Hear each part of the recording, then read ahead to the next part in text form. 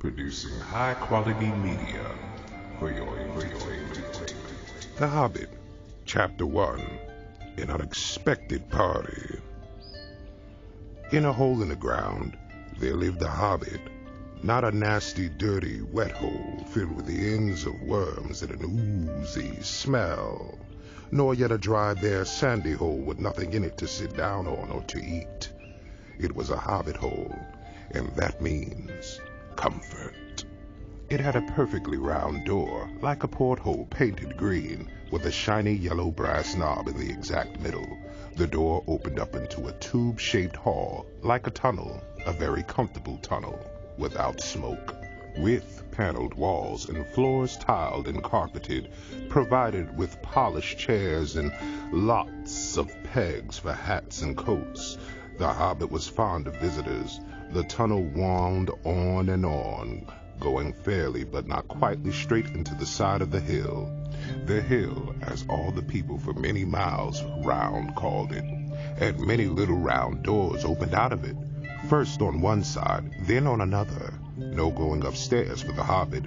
Bedrooms, bathrooms, cellars, and pantries, lots of these. Wardrobes, he had whole rooms devoted to clothes. Kitchens, dining rooms, all were on the same floor, and indeed on the same passage. The best rooms were all on the left-hand side, going in, for these were the only ones to have windows, deep-set round windows, looking over his garden and meadows beyond, sloping down until the river.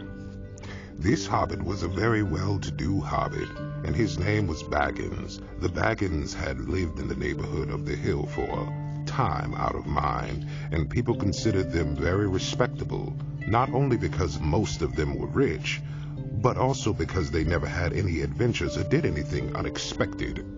You could tell what a Baggins would say on any question without bothering asking him. This is a story of how a Baggins had an adventure, found himself doing and saying things altogether unexpected. He may have lost the neighbor's respect, but he gained well, and you will see whether he gained anything in the end. The mother of our particular hobbit. What is a hobbit? I suppose hobbits need some description nowadays, since they have become rare and shy of big people, as they call us. They are, or were, the little people, about half our height, and smaller than the bearded dwarves. Hobbits have no beards. There's little or no magic about them, except the ordinary everyday sort, which helps them disappear quietly and quickly when large, stupid folk like you and me come blundering along, making a noise like elephants, which they can hear a mile off. They are inclined to be in the stomach. They dress in bright colors, chiefly green and yellow, and wear no shoes because their feet grow natural leathery soles and thick, warm brown hair, like the stuff on their heads, which is curly, have long, clever brown fingers, good-natured faces, and laugh deep, fruity laughs, especially after dinner, which they have twice a day when they can get it. Now you know enough to go on with. As I was saying, the mother of this hobbit, of Bilbo Baggins that is, was the fabulous Belladonna Took, one of the three remarkable daughters of Old Took, head of the hobbits who lived across the water, the small river that ran at the foot of the hill. It was often said, in other families, that long ago one of the Took ancestors must have taken a fairy wife. That was, of course, absurd, but certainly there was still something not entirely hobbit-like about them, and once in a while, members of the Took clan would go and have adventures. They discreetly disappeared, and families hushed it up, but the fact remained that the Tooks were not as respectable as the Bagginses, though they were undoubtedly richer. Not that Belladonna Took ever had any adventures after she became Miss Bungo Baggins. Bungo, that was Bilbo's father, built the most luxurious hobbit hole for her, and partly with her money, that was to be found either under the hill or over the hill or across the water, and there they remained to the end of their days. Still, it is probable that Bilbo, her only son, although he looked and behaved exactly like a second edition of his solid and comfortable father, got something a bit queer in his makeup from the Took side, something that only waited for a chance to come out.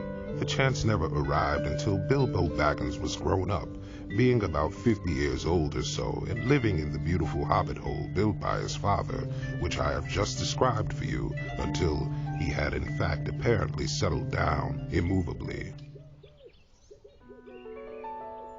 By some curious chance, one morning long ago, in the quiet of the world, when there was less noise and more green, and the hobbits were still numerous and prosperous, and Bilbo Baggins was standing at his door after breakfast, smoking an enormous long wooden pipe that reached nearly down to his woolly toes, neatly brushed, Gandalf came by. Gandalf, if you had heard only a quarter of what I have heard about him, and I have only heard very little of all there is to hear, you would be prepared for any sort of remarkable tale. Tales and adventures sprouted up all over the place wherever he went, in the most extraordinary fashion. He had not been down that way under the hill for ages and ages, not since his friend the old Took died, in fact, and the hobbits had almost forgotten what he looked like. He had been away over the hill and across the water on business of his own, since they were all small hobbit boys and hobbit girls. All that the unsuspecting Bilbo saw that morning was an old man with a staff. He had a tall pointed blue hat, a long gray cloak, and a silver scarf over which a white beard hung down below his waist, and immense black boots. "Good morning," said Bilbo, and he meant it. The sun was shining, and the grass was very green, but Gandalf looked at him from under long bushy eyebrows that stuck out further than the brim of his shady hat. "What do you mean?" he said. "Do you mean to wish me a good morning, or mean that it is a good morning whether I want it or not? Or that you feel good this morning, or that it is a morning to be good on?" "All of them at once," said Bilbo. "And a very fine morning for a pipe of tobacco out of doors, into the bargain. If you have a pipe about you, sit down and have a fill of mine. There's no hurry, we have all the day before us." Then Bilbo sat down on a seat by his door, crossed his legs, and blew out a beautiful gray ring of smoke that sailed up into the air without breaking and floated away over the hill. "Very pretty," said Gandalf. "But I have no time to blow smoke rings this morning. I am looking for someone to share an adventure that I am arranging, and it is very difficult to find anyone." "I should think so. In these parts, we are plain quiet folk and have no use for adventures. Nasty, disturbing, uncomfortable things make you late for dinner. I can't think what anybody sees in them," said our Mr. Baggins, and stuck one thumb behind his braces and blew out another even bigger smoke ring, then took out his morning letters and began to read, pretending to take no more notice of the old man. He had decided that he was not quite of his sort and wanted him to go away, but the old man did not move. He stood leaning on his stick and gazing at the hobbit without saying anything, till Bilbo got quite uncomfortable and even a little cross. "Good morning," he said at last. "We do not want any adventures here, thank you. You might try over the hill or across the water." By this, he meant that the conversation was at an end. "What a lot of things you do use good morning for," said Gandalf. "Now you mean that you want to get rid of me, and that it won't be good till I move off?" Not at all, my dear sir. Let me see. I don't think I know your name." Yes, my dear sir, and I do know your name, Mr. Bilbo Baggins, and you do know my name, though you don't remember that I belong to it. I am Gandalf, and Gandalf means me. To think that I should have lived to be good morning by Belladonna Took's son, as if I was selling buttons at the door. Gandalf! Good gracious me. Not the wandering wizard that gave old Took a pair of magic diamond studs that fastened themselves and never came undone till ordered? Not the fellow who used to tell such wonderful tales at parties about dragons and goblins and giants and the rescue of princesses and the unexpected luck of widows' sons. Not the man that used to make such particularly excellent fireworks. I remember those. Old Took used to have them on Midsummer's Eve. Splendid. They used to go up like great lilies and snapdragons and laburnums of fire and hang in the twilight all evening. You will notice already that Mr. Baggins was not quite so prosy as he'd like to believe.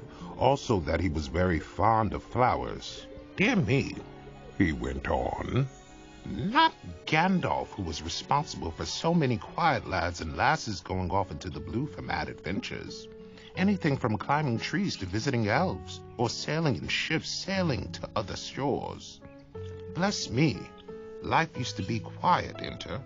I mean, you used to upset things badly in these parts once upon a time. I beg your pardon, but I had no idea you were still in business. Where else should I be? Said the wizard. All the same, I am pleased to find that you remember something about me. You seem to remember my fireworks kindly. At any rate, land that is not without hope. Indeed, for your old grandfather Took's sake, and for the sake of poor Belladonna, I will give you what you asked for. I beg your pardon? I haven't asked for anything. Yes, you have twice now. My pardon, I give it to you. In fact, I will go so far as to send you on this adventure. Very amusing for me, very good for you, and profitable too. Very likely if you ever get over it. Sorry, I don't want any adventures, thank you. Not today. Good morning. But please, come to tea. Anytime you like. Why not tomorrow? Come tomorrow. Goodbye. With that, the hobbit turned and scuttled inside his round green door and shut it as quickly as he dared, not to seem rude. Wizards, after all, are wizards. What on earth did I ask him to tea for? He said to himself. As he went to the pantry, he had only just had breakfast, but he thought a cake or two and a drink of something would do him good after his fright. Gandalf, in the meantime, was still standing outside the door and laughing long but quietly. After a while, he stepped up and with the spike of his staff scratched a queer sign on the hobbit's beautiful green front door. Then he strode away, just about the time when Bilbo was finishing his second cake and beginning to think that he had escaped adventures very well. The next day, he had almost forgotten about Gandalf. He did not remember things very well unless he put them down in his engagement tablet. Like this: Gandalf, tea, Wednesday. Yesterday, he had been too flustered to do anything of the kind. Just before tea time, there came a tremendous ring on the front doorbell, and then he remembered. He rushed and put on the kettle and put out another cup and saucer and an extra cake or two and ran to the door. I am so sorry to keep you waiting, he was going to say, when he saw that it was not Gandalf at all. It was a dwarf with a blue beard tucked into a golden belt and very bright eyes under his dark green hood. As soon as the door was opened, he pushed inside, just as if he had been expected. He hung his hooded cloak on the nearest peg, and, "Dwalin, at your service," he said with a low bow. Bilbo Baggins, at yours, said the hobbit, too surprised to ask any questions for the moment. When the silence that followed had become uncomfortable, he added, I am just about to take tea. Pray, come and have some with me. A little stiff, perhaps, but he meant it kindly. And what would you do if an uninvited dwarf came and hung his things up in your hall without a word of explanation? They had not been at the table long. In fact, they had hardly reached the third cake when there came another, even louder ring at the bell. Excuse me, said the hobbit, and off he went to the door. So you have got here at last, was what he was going to say to Gandalf this time.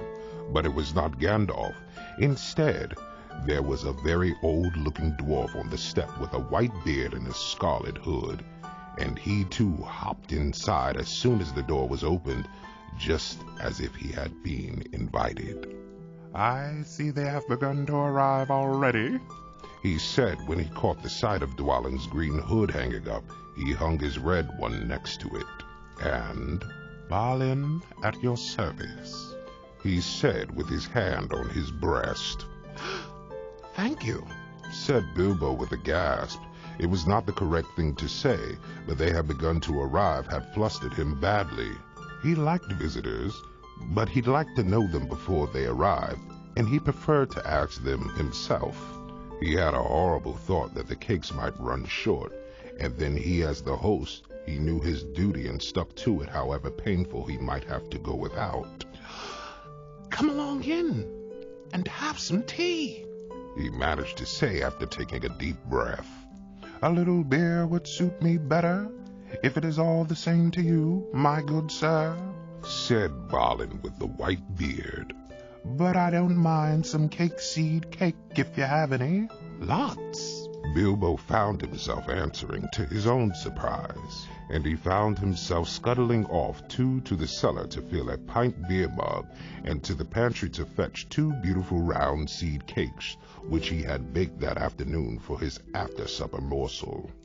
When he got back, Balin and Dwalin were talking at the table like old friends. As a matter of fact, they were brothers. Bilbo plumped down the beer and the cake in front of them when loud came a ring at the bell again, and then another ring.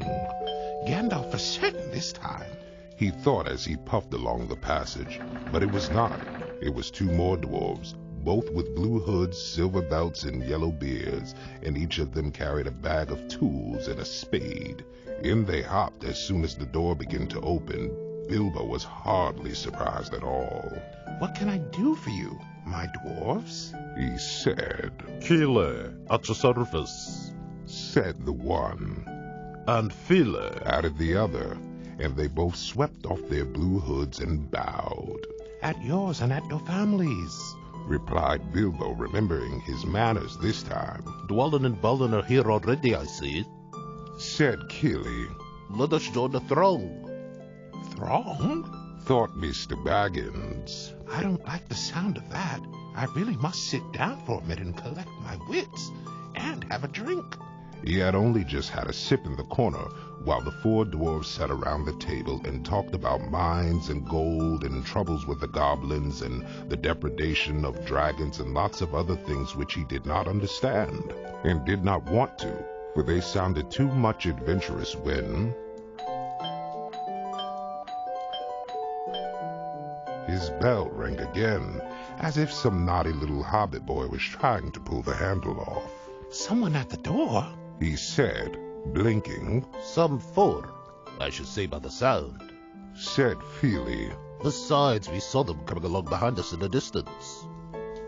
The poor little hobbit sat down in the hall and put his head on his hands and wondered what had happened, and what was going to happen, and whether they would all stay to supper. Then the bell rang again, louder than ever, and he had to run to the door. It was not 4 after all, it was 5. Another dwarf had come along while he was wandering in the hall. He had hardly turned the knob before they all were inside, bowing and saying, "At your service." One after another. Dory, Nori, Ori, Oin, and Glowing were their names, and very soon 2 purple hoods, a gray hood, a brown hood, and a white hood were hanging on the pegs, and off they marched with their broad hands stuck in their gold and silver belts to join the others. Already it had almost become a throng.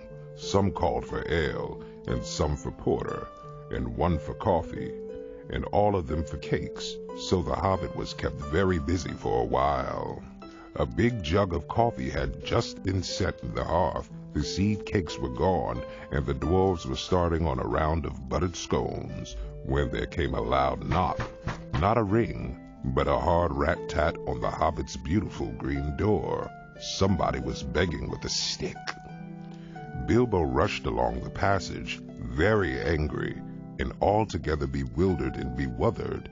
This was the most awkward Wednesday he had ever remembered. He pulled open the door with a jerk, and they all fell in, one on top of the other. More dwarves, 4 more. And there was Gandalf behind, leaning on his staff and laughing. He had made quite a dent on the beautiful door. He had also, by the way, knocked out the secret mark that he had put there the morning before. Carefully, carefully, he said. It's not like you, Bilbo, to keep friends waiting on the mat, and then to open the door like a pop gun. Let me introduce Biffer, Boffer, Bomber, and especially Thorin. At your service, said Biffer, Boffer, and Bomber, standing in a row. They hung up 2 yellow hoods and a pale green one, and also a sky blue one with a long silver tassel. This last belonged to Thorin, an enormously important dwarf. In fact, no other than the great Thorin Oakenshield himself, who was not at all pleased at falling flat on Bilbo's mat with Biffer, Boffer, and Bumper on top of him. For one thing, Bumper was immensely fat and heavy. Thorin indeed was very haughty and said nothing about service. But poor Mr. Baggins said he was sorry so many times that at last he grunted, "Pray, don't mention it," and stopped frowning. Now that we're all here, said Gandalf, looking at the row of 13 hoods and the best detachable party hoods in his own hat hanging on the pegs. Quite a merry gathering. I hope there's something left for the latecomers to eat and drink. What's that, tea? No, thank you. A little red wine, I think, for me. And for me, said Thorin. And raspberry jam and apple tart, said Biffer. And mince pies and cheese, said Boffer. And pork pie and salad, said Bumper. And more cakes and ale and coffee if you don't mind, called the other dwarves through the door. Put on a few eggs, there's a good fellow, Gandalf called after him as the hobbits stumped off to the pantries. And just bring out the cold chicken and pickles. Seems to know as much about the inside of my larders as I do myself, thought Mr. Baggins, who was feeling positively flummoxed and was beginning to wonder whether a most wretched adventure had not come right into his house. By the time he had got all the bottles and dishes and knives and forks and glasses and plates and spoons and things piled up on big trays, he was getting very hot and red in the face and annoyed. "Confusticate and be bothered, these dwarves," he said aloud. "Why don't they come and lend a hand?" Lo and behold, there stood Balin and Dwalin at the door of the kitchen, and Feely and Keely behind them, and before he could say knife, they had whisked the trays and a couple of small tables into the parlor and set out everything afresh. Gandalf sat at the head of the party with the 13 dwarves all around, and Bilbo sat on a stool at the fireside, nibbling at a biscuit. His appetite was quite taken away, and trying to look as if this was all perfectly ordinary and not in the least an adventure. The dwarves ate and talked, and time got on, and at last they pushed their chairs back, and Bilbo made a move to collect the plates and glasses. "I suppose you will all stay till supper?" he said in his politest, unpressing tone. "Of course," said Thorin. "And after, we shan't get through the business till late, and we must have some music first. Now clear up." Thereupon the 12 dwarves, not Thorin, he was too important, and stayed talking to Gandalf, jumped to their feet and made tall piles of all the things. Off they went, not waiting for the trays, balancing columns of plates, each with a bottle on the top, with one hand, while the hobbit ran after them, almost squeaking with fright. "Please be careful, And please don't trouble, I can manage." But the dwarves only started to sing.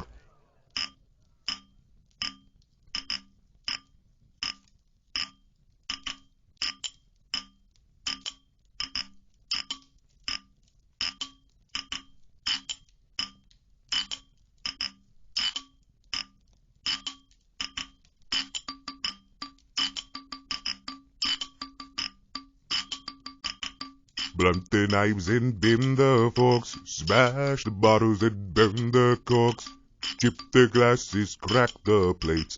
That's what Bilbo Baggins hates. The cloth tread on the fat, leave the bones on the bedroom mat. Pour the milk on the pantry floor, Smash the wine on every door. the crocks in the boiling ball, pound with a thumping pole.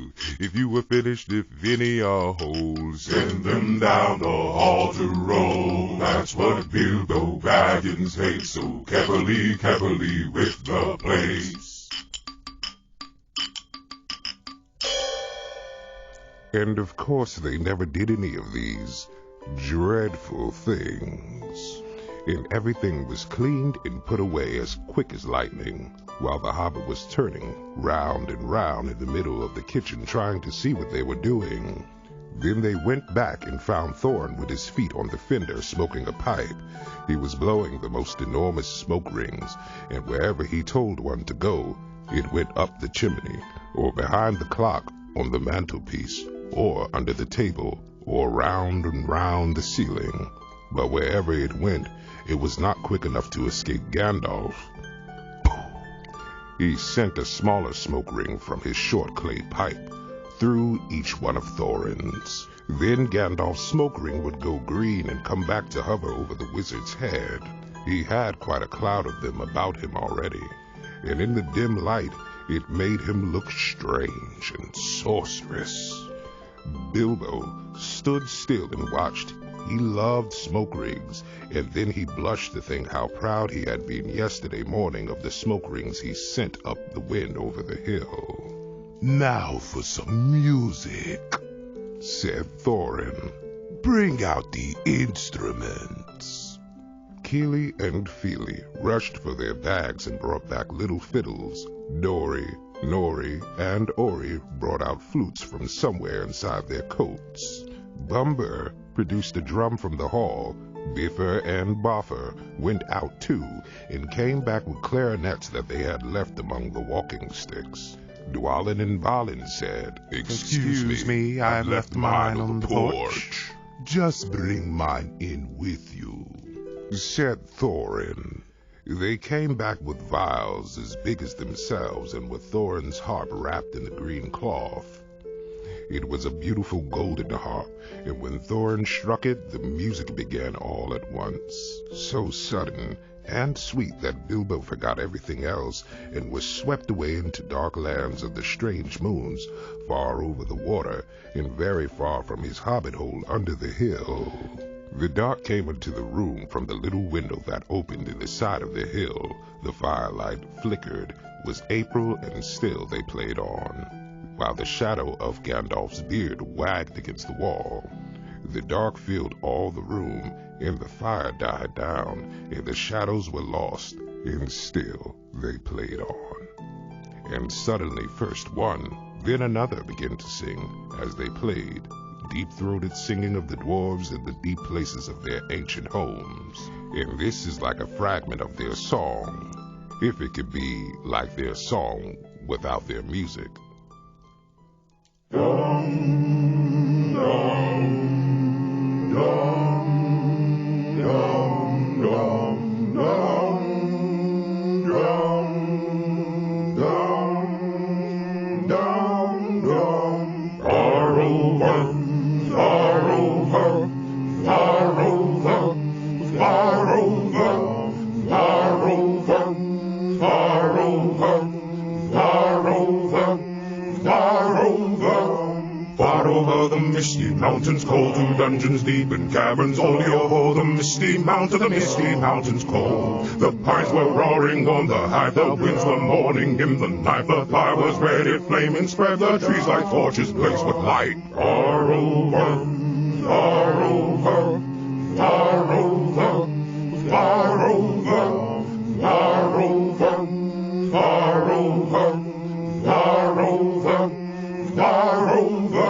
The dwarves of yore made mighty spells, while hammers fell like ringing bells in places deep where dark things sleep in hollow halls beneath the fells. On silver necklaces they strung the flowering stars, on crowns they hung the dragon fire and twisted wire. They meshed the light of moon inside. For ancient king and elvish lord, their many a gleaming hoard, they shaped and wrought in light they caught to hide the gems on hills and swore. Far over, far over, far over, far over, far over, far over, far over, far over. The bells were ringing in the dale, and men looked up with faces pale. The dragon's eye more fierce than fire lay low their towers and houses frail. The mountains spoke beneath the moon. The dwarves, they heard the tramp of doom. They fled their hall to dying fall, beneath his feet, beneath the moon. Far over, far over, far over, the misty mountains fall. Far over, far over, far over, far over.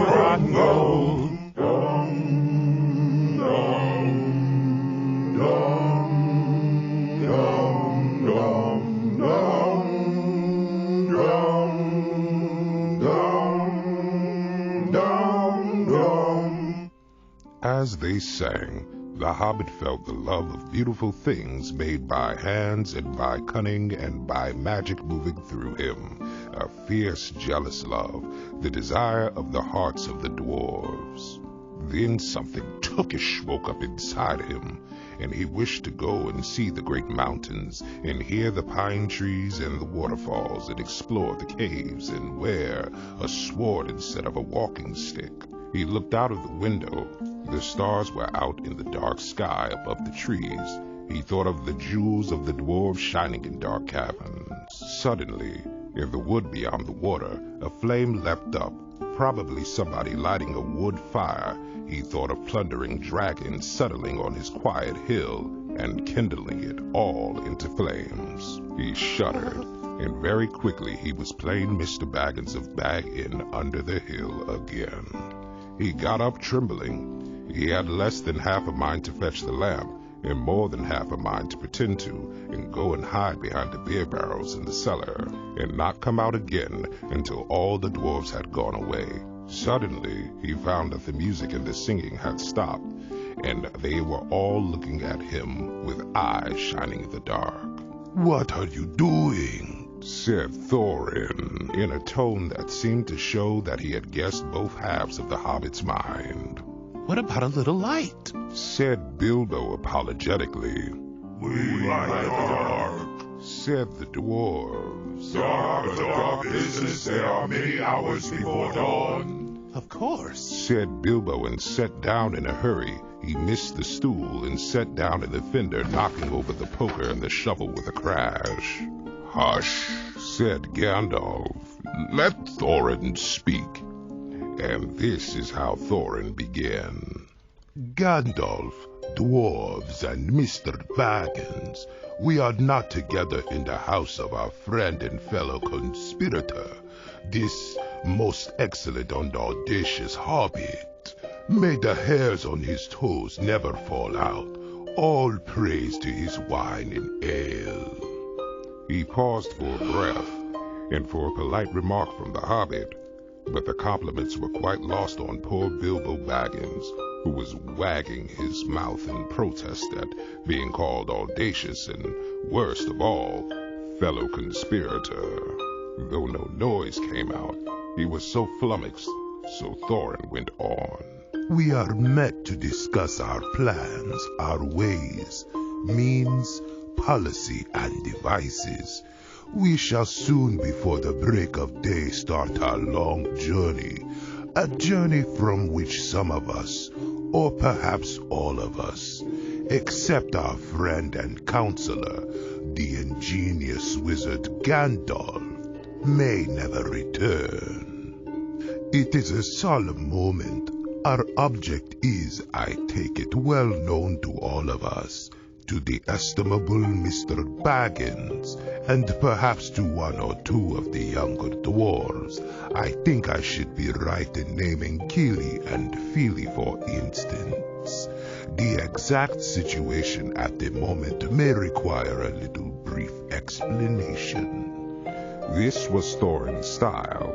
He was an important dwarf. If he had been allowed, he would have probably have gone on like this until he was out of breath, without telling anyone there anything that was not already known. But he was rudely interrupted. Poor Bilbo couldn't bear it any longer. At May Never Return, he began to feel a shriek coming up inside of him, and very soon it burst out like a whistle of an engine coming out of a tunnel. All of the dwarves sprang up, knocking over the table.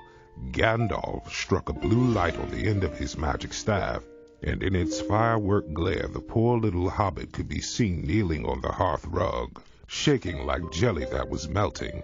Then he fell flat on the floor and kept calling out, Struck by lightning? Struck by lightning? Over and over again, and that was all they could get out of him for a long time. So they took him and laid him out in the hall on the drawing room sofa with a drink at his elbow, and they went back to their dark business. Excitable little fellow, said Gandalf as they sat down again. Gets funny queer fits, but he is one of the best. One of the best as fierce as a dragon in a pinch. If you have ever seen a dragon in a pinch, you would realize that this was only poetical exaggeration applied to any hobbit. Even old Toof's great-granduncle Bullroarer, who was so huge for a hobbit that he could ride a horse. He charged the rank of the goblins of Mount Grum in the Battle of Green Fields and knocked their king, Gulfimble's head clean off with a wooden club. It sailed 100 yards through the air and went down a rabbit hole, and in this way the battle was won and the game of golf invented at the same moment. In the meanwhile, however, Bullroarer's gentler descendant was reviving in the drawing room. After a while and a drink, he crept nervously to the door of the parlor. This is what he heard. Glowing speaking. Or some snort more or less like that. Will he do you think? It is all very well for Gandalf to talk about his hobbit being fierce, but one shriek like that in a moment of excitement would be enough to wake the dragon and all his relatives, and kill the lot of us. I think it sounded more like fright than excitement. In fact, if it had not been for that sign on the door, I should have been sure we had come to the wrong house. As soon as I clapped eyes on the little fellow bobbing and puffing on the mat, I had my doubts. He looks more like a grocer than a burglar. Then Mr. Baggins turned the handle and went in. The Took side had won. He suddenly felt he would go without bed and breakfast to be thought fierce. As for little fellow bobbing on the mat, it almost made him really fierce. Many a time afterwards the Baggins part regretted what he had did now, and he said to himself, Bilbo, you were a fool. You walked right in and put your foot in it. Pardon me, he said. If I had overheard words that you were saying, I don't pretend to understand what you're talking about or your reference to burglars. But I think I am right in believing... This is what he called being on his dignity. That you think I am no good. I will show you. I have no signs on my door. It was painted a week ago. And I am quite sure you have come to the wrong house. As soon as I saw your funny faces on the doorstep, I had my doubts. But treat it as the right one. Tell me what you want done and I will try it. Even if I have to walk from here to the east of East to fight the wild werewolves in the Lost Desert, I had my great-great-great-granduncle once, Bullroarer Took, and... Yes, but that was a long time ago, said Glowing. I was talking about you, and I assure you there is a mark on this door, the usual one in the trade, or used to be. Burglar wants a good job, plenty of excitement, and reasonable reward. That's how it's usually read. You can say expert treasure hunter instead of burglar if you like. Some of them do. It's all the same to us. Gandalf told us that there was a man of the sort in these parts looking for a job at once, and that he had arranged for a meeting here this Wednesday at tea time. Of course there's a mark, said Gandalf. I put it there myself, for very good reasons.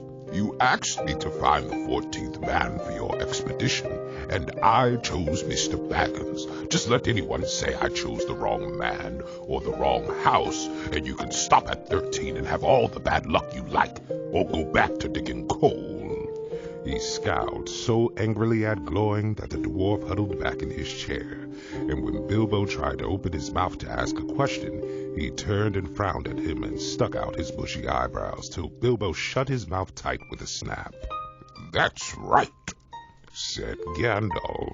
"Let's have no more argument. I have chosen Mr. Baggins, and that ought to be enough for all of you. If I say he is a burglar he is, or will be when the time comes. There's a lot more in him than you guess, and a deal more than he has any idea of himself. You may possibly all live to thank me yet. Now, Bilbo, my boy, fetch the lamp and let's have a little light on this." On the table, in the light of a big lamp with a red shade, he spread a piece of parchment paper, rather like a map. "This was made by Thror, your grandfather, Thorin," he said in answer to the dwarves' excited questions. "It's a plan of the mountain." "I don't see that this would help us much," said Thorin disappointedly after a glance. "I remember the mountain well enough, and the lands about it, and I know where Mirkwood is, and the withered heath where the great dragons bred." "There's a dragon marked in red on the mountain," said Balin, "but it will be easy enough to find him without that if ever we arrive there." "There is one point that you haven't noticed," said the wizard, "and that is the secret entrance. You see that rune on the west side, and the hand pointing to it from the other runes. That marks a secret passage to the lower halls." "It may have been secret once," said Thorin, "but how do we know that it is secret any longer? Old Smaug had lived there long enough to know how to find anything there is to know about those caves." "He may, but he can't have used it for years and years." "Why?" "Because it is too small.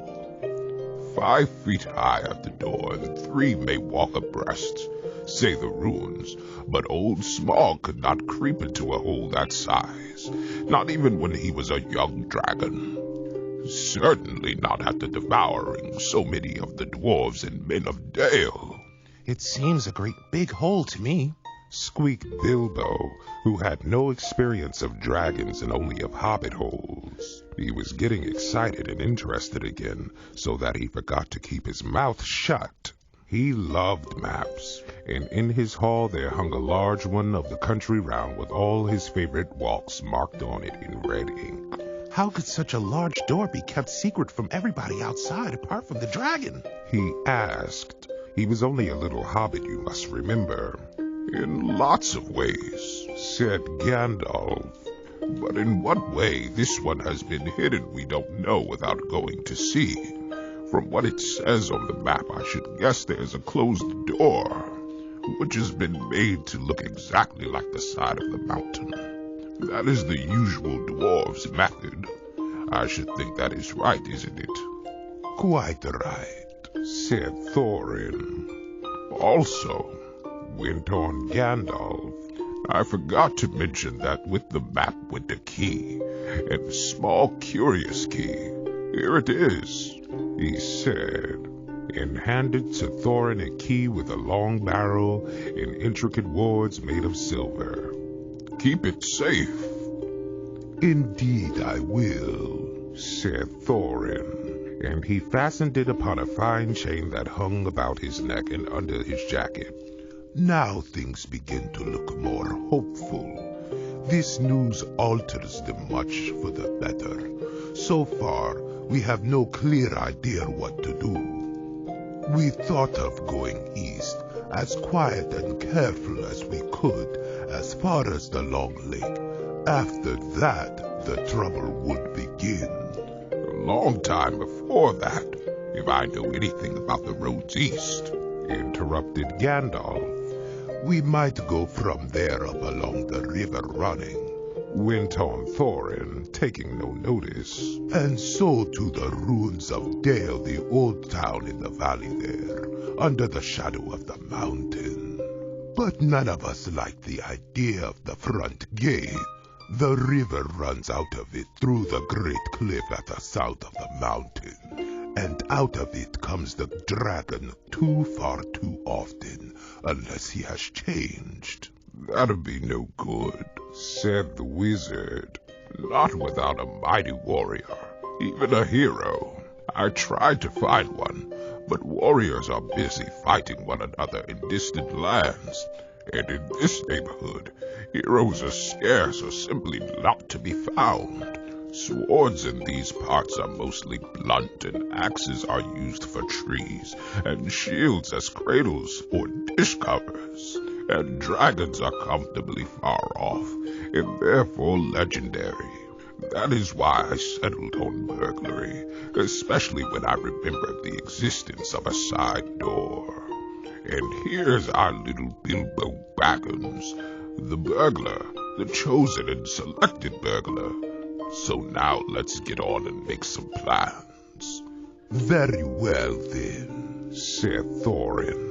Supposing the burglar expert give us some ideas or suggestions. He turned with mock politeness to Bilbo. First, I should like to know a bit more about things, said he, feeling all confused and a bit shaky inside, but so far still tookishly determined to go on with things. I mean about the gold and the dragon and all that, and how it got there and who it belongs to and so on and further. Bless me, said Thorin. Haven't you got a map? And didn't you hear our song? And haven't we been talking about all of this for hours? All the same, I should like it all plain and clear, he said obstinately, putting on his business manner, usually reserved for people who tried to borrow money off him, and doing his best to appear wise and prudent and professional and live up to Gandalf's recommendation. Also, I should like to know about risk, out-of-pocket expenses, time required, and remunerations, and so forth. By which he meant, what am I going to get out of it? And am I going to come back alive? Oh, very well, said Thorin.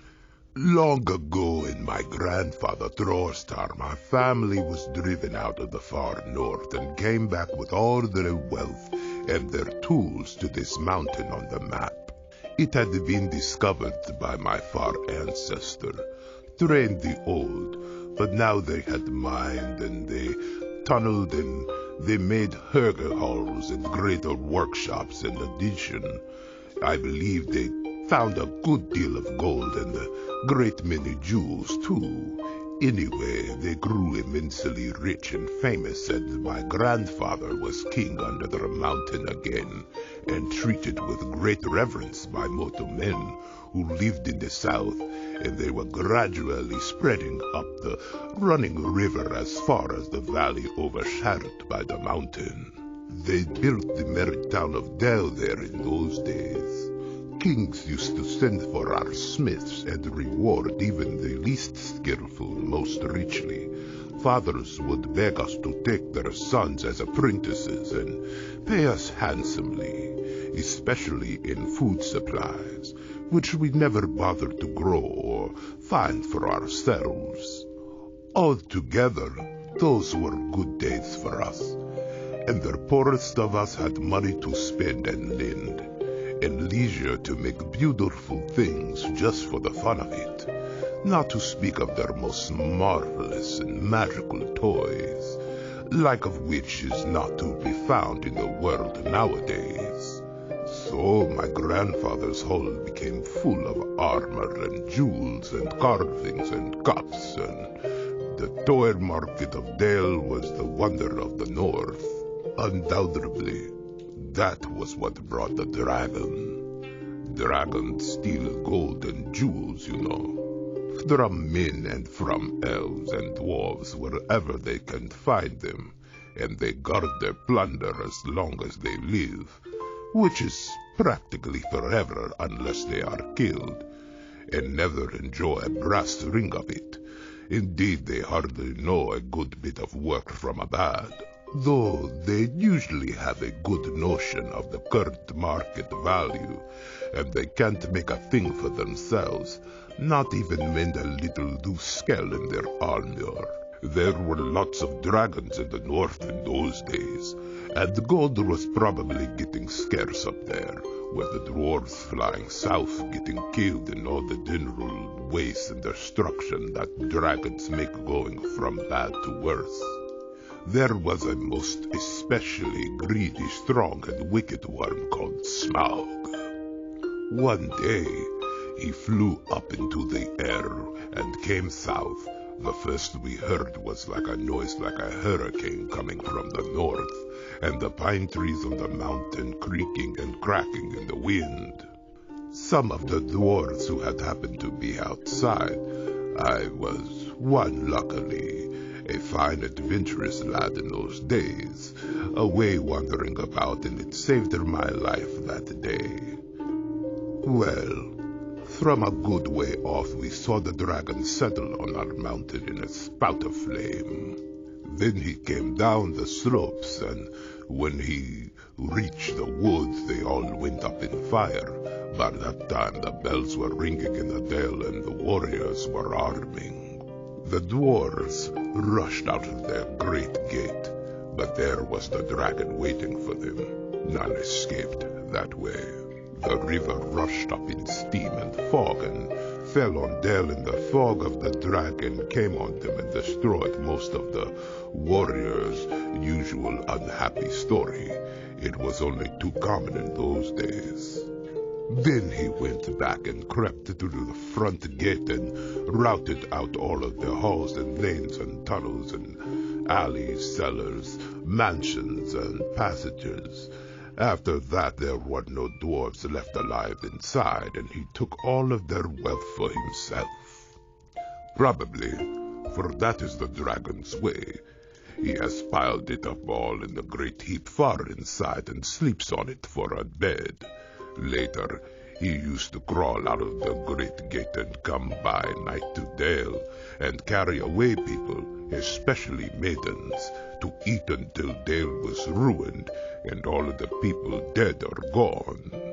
What goes on there now I don't know for certain, but I don't suppose anyone lives nearer to the mountain than the far edge of the long lake nowadays. The few of us that were well outside sat and wept in hiding and cursed Smaug. And there we were unexpectedly joined by my father and my grandfather with singed beards. They looked very grim, but they said very little.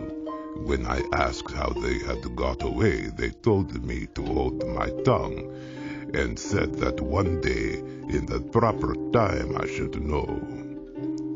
After that we went away, and we have had to earn our living as best as we could up and down the lands, often enough sinking as low as blacksmith work or even coal mining. But we have never forgotten our stolen treasure, and even now, when I will allow, we have a good bit laid by and are not so badly off. Here, Thorin stroked the gold chain around his neck. We still mean to get it back and to bring our curses home to Smaug if we can. I have often wondered about my father and my grandfather's escape. I see they must have had a private side door which only they knew about, but apparently they made a map, and I should like to know how Gandalf got hold of it, and why it did not come down to me, the rightful heir. I did not get hold of it. I was given it, said the wizard.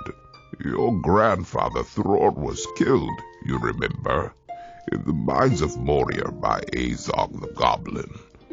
Curse his name, yes, said Thorin. And Thrain, your father, went away on the 21st of April, 100 years ago last Thursday, and has never been seen by you since.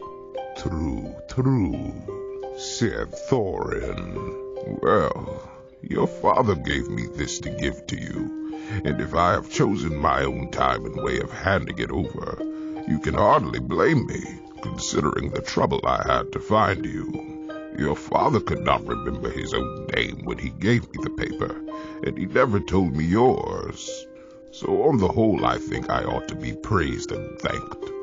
Here it is, said he, handing the map to Thorin. I don't understand, said Thorin, and Bilbo felt he would have liked to say the same. The explanation did not seem to explain. Your grandfather, said the wizard slowly and grimly, gave the map to his son for safety before he went to the mines of Moria. Your grandfather went away to try his luck with the map after your grandfather was killed, and lots of adventures of a most unpleasant sort he had, but he never got near the mountain. How he got there I don't know, but I found him a prisoner in the dungeons of the necromancer. Whatever were you doing there? Asked Thorin with a shudder, and all the dwarves shivered. Never you mind. I was finding things out as usual, and a nasty, dangerous business it was. Even I, Gandalf, only just escaped. I tried to save your father, but it was too late. He was witless and wandering, and had forgotten almost everything except the map and the key. We have long ago paid the goblins of Moria, said Thorin. We must give thought to the necromancer. Don't be absurd. He is an enemy quite beyond the powers of the dwarves put together, and if they could all be collected again from the four corners of the world, the one thing your father wished was for his son to read the map and use the key. The dragon and the mountain are more than big enough task for you. Hear, hear, said Bilbo, and accidentally said it aloud. Hear what? They all said, turning suddenly towards him, and he was so flustered that he answered, Hear what I have got to say. What's that? They asked. Well, I should say that you ought to go east and have a look around. After all, there is a side door, and dragons must sleep sometimes, I suppose. If you sit on the doorstep long enough, I dare say you will think of something. And, well, don't you know, I think we have talked long enough for one night, if you see what I mean. What about bed and an early start, and all that? I will give you a good breakfast before you go. Before we go, I suppose you mean, said Thorin.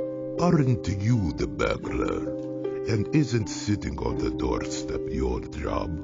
Not to speak of getting inside the door, but I agree about bed and breakfast. I like my eggs with my ham when starting a journey, fried, not poached, and mind you don't break 'em. After all the others had ordered their breakfast without so much as a please, which annoyed Bilbo very much, they all got up. The Hobbit had to find room for them all, and filled all his spare rooms and made beds on chairs and sofas before he got them all stowed and went to his own little bed very tired and not altogether happy. One thing he did make his mind up about was not to bother to get up very early and cook everybody else's wretched breakfast. The tookishness was wearing off, and he was not quite so sure that he was going on any journey in the morning. As he laid in the bed, he could hear Thorin still humming to himself in the best bedroom next to him. Bottom of the misty mountain home, 200 deep and cabins home. We muster away and break of day to find our long forgotten gold. Bilbo went to sleep with that in his ears, and it gave him very uncomfortable dreams. It was long after the break of day when he woke up. Producing high-quality media for your entertainment.